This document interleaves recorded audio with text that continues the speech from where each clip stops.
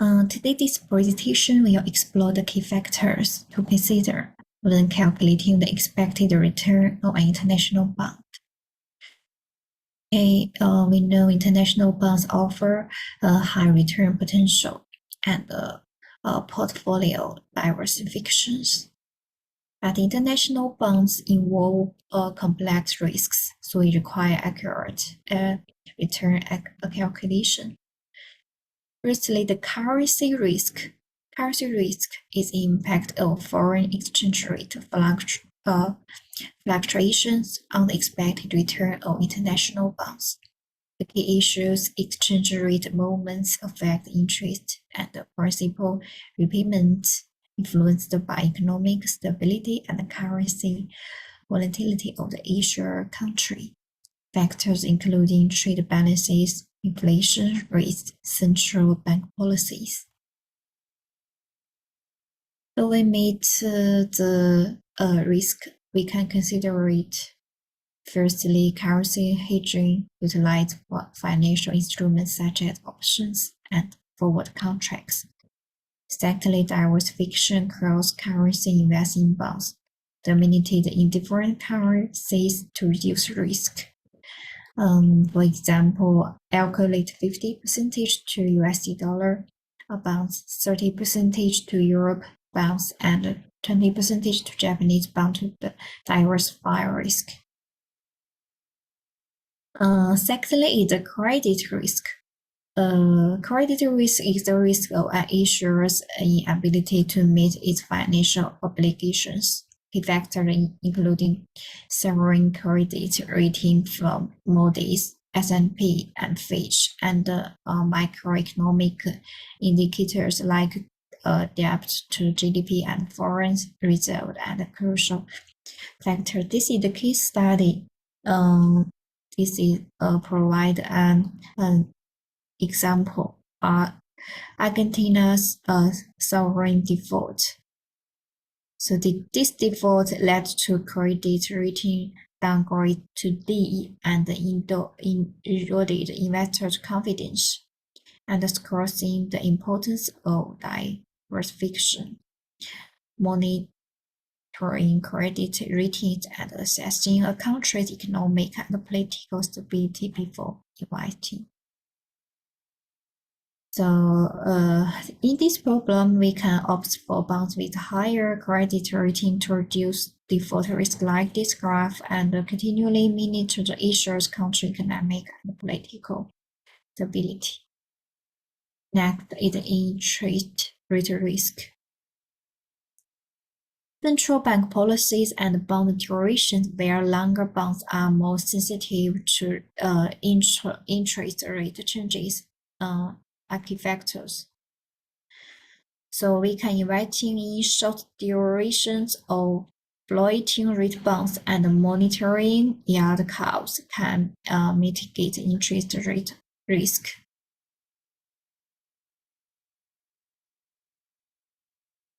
Then thirdly, inflation risk.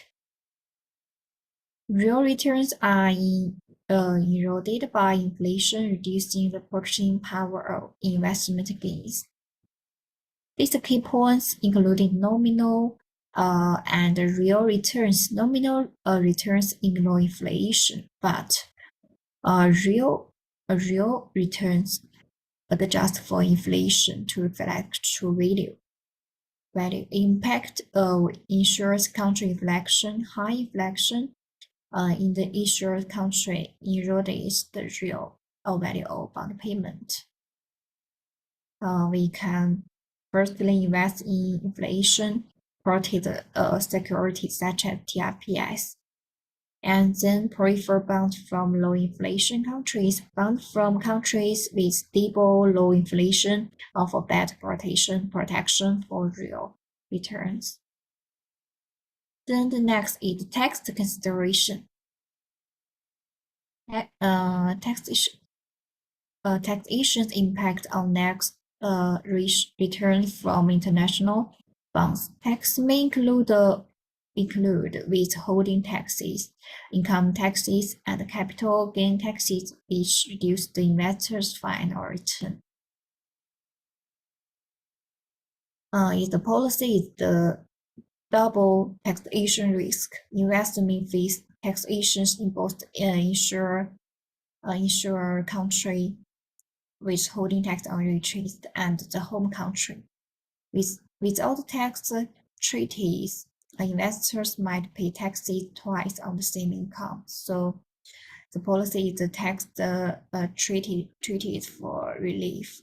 Tax treaties between countries aim to prevent double taxation by providing tax credits or reducing withholding tax rates. Example, US investors in German bonds can claim a credit for taxes withheld in Germany. Leveraging tax treaties, understanding regulations, and seeking professional advice are essential strategies to reduce tax boundaries. The next risk we need to consider when we buy the international bonds is the liquidity risk. Liquidity risk refers to challenges in trading bonds in less active markets. Impact on market size and activity level. Larger and more active markets such as US tend to have higher liquidity, while smaller nature markets maybe are less liquid. Low liquid leads to price discount. Investors in unliquid market may face significant price discounts when trying to sell bonds. It's a case study during the pandemic. Emerging market bonds experience extremely illiquidity as investors failed to safer assets. Bondholders face price drops of 20% to 30% due to the lack of buyers in the market. So the strategies we can take occasion. Firstly, focus on bonds from active, transparent markets. Then, secondly, monitor market conditions. Pay attention to indicators of market liquidity. Okay, the next we need to consider is the political risk.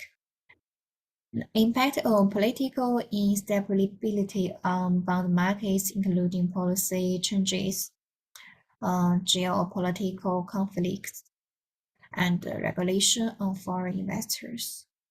Policy changes, geopolitical risk, and regulatory restrictions on foreign investors can impact bond markets. So we can diversify investment. Okay, we can buy 2 or 3 or more countries' bonds, not only to buy one country's international bonds, and then monitor political developments. Pay attention to and focus on some countries, the political development.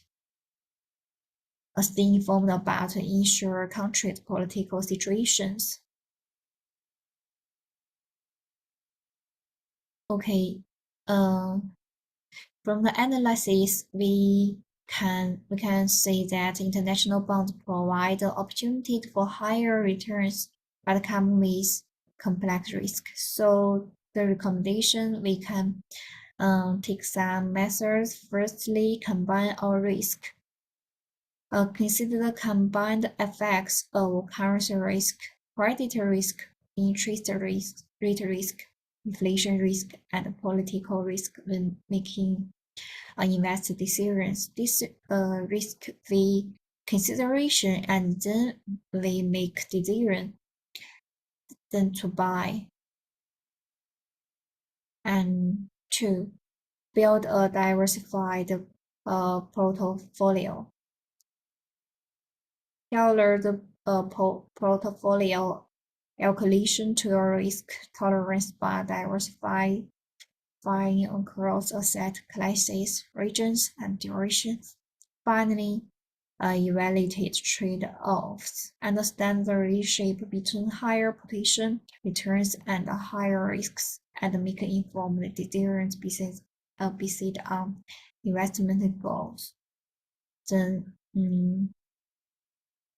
consider this advice and then make a decision whether to buy the international bonds.